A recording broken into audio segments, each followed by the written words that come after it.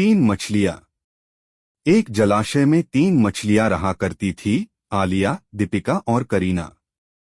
तीनों के स्वभाव एक दूसरे से भिन्न थे। आलिया संकट आने के पूर्व ही उसके समाधान में विश्वास रखती थी। दीपिका की सोच थी कि संकट आने पर उसका कोई न कोई समाधान निकल ही आता है। करीना किस्मत के भरोसे रहने वालों में से थी। उसका मानना था कि जो किस्मत में लिखा है वह तो होकर ही रहेगा।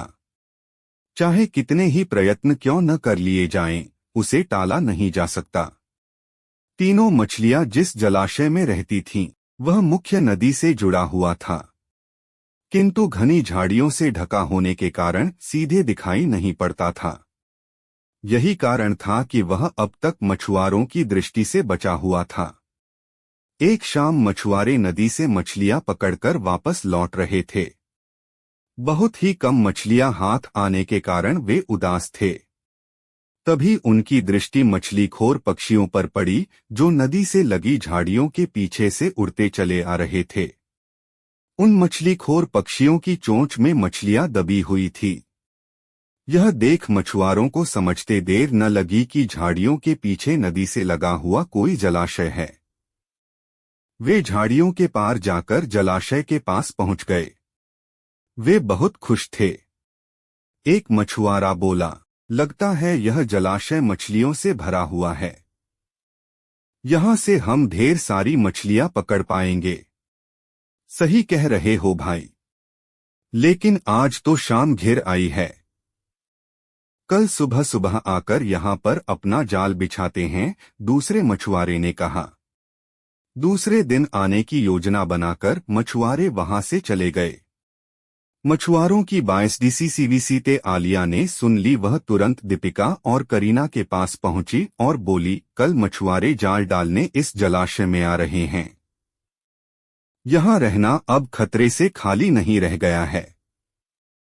हमें यथाशीघ्र यह स्थान छोड़ देना चाहिए। मैं तो तुरंत ही नहर से होती हुई नदी में जा रही हूं। तुम लोग भी साथ चलो। आलिया की बात सुनकर दीपिका बोली, अभी कतरा आया कहाँ है? हो सकता है कि वो आए ही नहीं। जब तक कतरा सामने नहीं आएगा, मैं जलाशय छोड़कर कहीं नहीं जाऊंगी।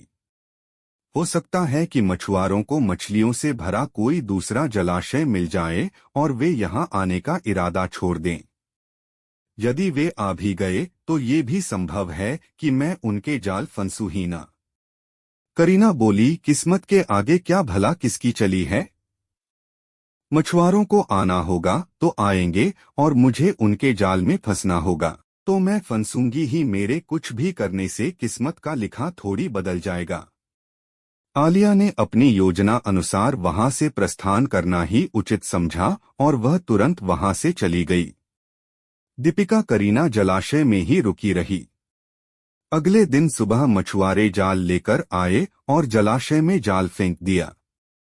संकट सामने देख बचाव हेतु दीपिका अपना दिमाग दौड़ाने लगी।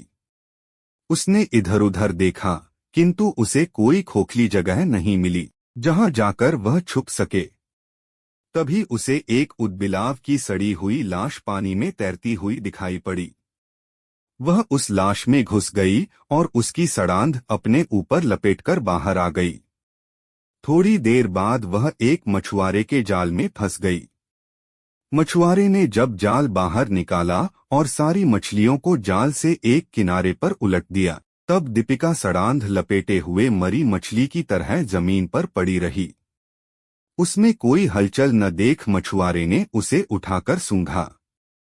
उसके ऊपर से आ रही बदबू से उसने अनुमान लगाया कि ये अवश्य कई दिनों पहले मरी मछली है और उसने उसे पानी में फेंक दिया।